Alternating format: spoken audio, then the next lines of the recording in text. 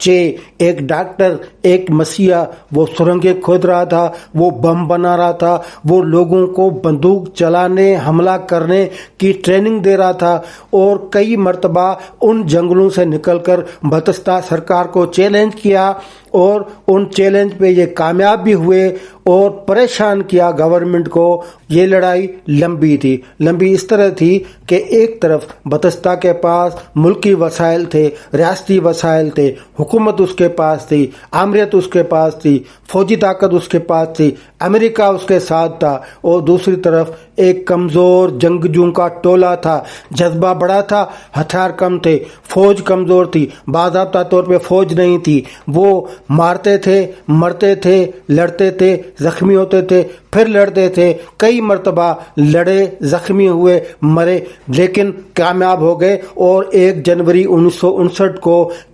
Cuba کے capital ہوانا میں Cuba کی آزادی کا جھنڈا لہرا دیا گیا۔